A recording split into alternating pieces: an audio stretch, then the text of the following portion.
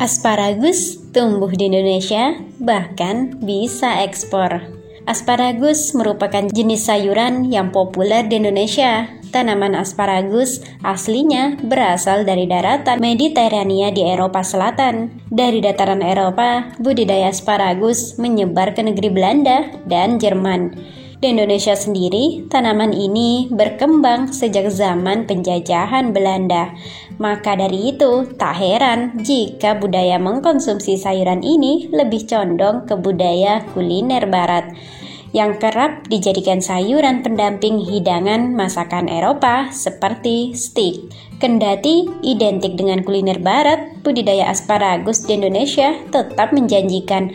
Bahkan salah satu pembudidaya asparagus di Lembang, Jawa Barat memasarkan hasil budidayanya ke Singapura, dan ia sudah mulai membudidayakan asparagus sejak tahun 2009 lalu. Asparagus sendiri dikenal sebagai sayuran bergizi tinggi. Selain mengandung banyak serat, asparagus juga kaya kandungan folat yang baik untuk kesehatan jantung dan meningkatkan produktivitas air susu ibu. Harga sayuran ini memang terbilang relatif mahal. Di tingkat pedagang retail, asparagus biasa dijual seharga 50 hingga 70 ribu per kilogramnya. Memang bukan sayuran murah, maka dari itu tak heran orang-orang jarang mengkonsumsinya. Pembudidaya asparagus dari Denpasar, Bali juga mengatakan hal yang sama. Asparagus dihargai mahal karena kandungan gizinya yang tinggi, ditambah lagi biasanya digunakan sebagai pendamping kuliner khas Eropa. Secara psikologis, hal ini turut mendongkrak harga asparagus di pasaran. Tak heran para pembudidaya lokal bisa menghasilkan jutaan rupiah setiap bulannya.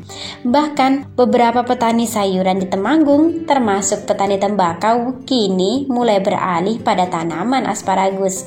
Sebagian dari mereka sudah merasakan hasil panen asparagus dengan harga yang cukup menjanjikan di kantong.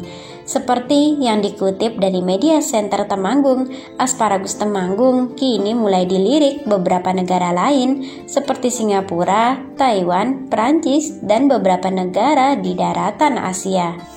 Beberapa kota besar seperti Bandung, Bogor, Jakarta, Jogja, Solo, dan Semarang hingga Surabaya sudah rutin meminta stok asparagus. Memiliki tekstur yang kenyal dan crispy, asparagus Temanggung tidak kalah dengan asparagus dari Australia. Pengiriman ke Singapura biasa 50 hingga 100 kg sekali kirim, dan dalam satu pekannya biasa dilakukan 2 kali pengiriman. Bagaimana? Anda tertarik untuk membudidayakan asparagus? Berikut ini langkah budidaya asparagus versi Agrotech. Yang pertama, persiapan bibit. Pembibitan asparagus sebenarnya dapat dilakukan secara vegetatif dengan kultur jaringan, anakan yang berasal dari tunas maupun stek, serta secara generatif dari biji. Dari ketiga asal bibit tersebut, bibit yang berasal dari biji lebih baik. Dulu bibit didatangkan dari Taiwan, tetapi mulai dari tahun 2007, petani mulai mengembangkan usaha pembibitan asparagus secara mandiri. Harga bibit asparagus hijau mencapai 2,5 juta rupiah untuk setiap 2 pon atau 800 gramnya. Dalam luasan 1 hektar lahan memerlukan sekitar 600 gram bibit asparagus. Dalam pembibitan dengan biji terdapat 6 tahap, yaitu persemaian, perendaman benih, semai benih, perawatan persemaian, dan pemupukan. Pemupukan ini sendiri dilakukan sewaktu masih persemaian. Setiap 20 hingga 30 hari dilakukan pemupukan susulan dengan pupuk urea. Yang kedua, seleksi dan pencabutan benih. Transplanting atau pemindahan bibit dilakukan setelah 5 hingga 6 bulan. Hal-hal yang harus diperhatikan dalam transplanting diantaranya bibit yang akan dipindahkan adalah bibit yang sehat, bibit yang dicabut harus segera ditanam, dan sebelum penanaman akar harus dipotong, disisakan 20 cm, dan pucuk tanaman dipangkas hingga tinggi tanaman hanya kurang lebih 20 cm. Yang ketiga, pengolahan tanah. Sebelum penanaman, lahan yang akan ditanami asparagus dibajak dalam merata. Dibuat parit dengan kedalaman 15 hingga 20 cm. Untuk tempat tanam, jarak antar tanaman 40 hingga 50 cm dan jarak antar baris 1,25 hingga 1,5 meter. Pada awal tanam tidak digunakan pupuk kimia, tetapi menggunakan pupuk kandang. Ketiga, proses penanaman.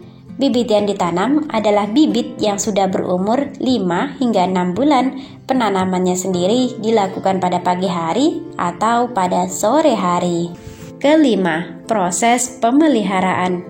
Pemeliharaan tanaman asparagus sendiri meliputi pembubuhan, yaitu apabila tunas sudah mulai tumbuh dapat dilakukan pembubuhan. Pada musim hujan parit diperdalam untuk menghindari gerangan, dan pada musim hujan parit diperdalam untuk menghindari genangan air. Pemangkasan dilakukan setelah induk tanaman membentuk 8 hingga 10 batang, selebihnya dipangkas. Setelah mendekati masa panen, batang yang dipelihara cukup 3 hingga 5 batang, dan berlaku juga jika tanaman terkena hama. Pengairan dan drainase dilakukan dengan cara menggenangi parit setinggi setengah dari tinggi parit, ditunggu hingga air meresap sampai atas, kemudian sisa air dibuang. Irigasi pada musim kemarau dilakukan tiap 1 minggu sekali. Dilanjutkan pemupukan susulan.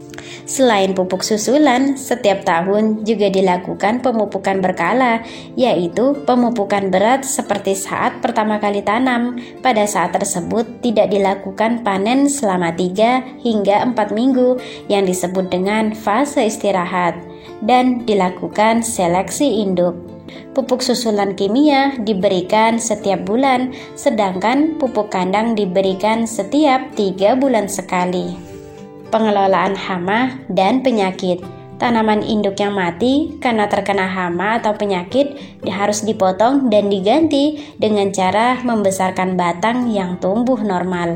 Hama yang sering dijumpai adalah ulat gerayak atau ulat tanah yang menyerang selama periode transisi musim kemarau ke musim hujan. Pengendalian hama dan penyakit sendiri dilakukan secara mekanik selama serangan belum terlalu berat. Aplikasi pestisida dilakukan jika serangan sudah cukup berat. Pestisida yang digunakan adalah pestisida organik yang terbuat dari daun tembakau.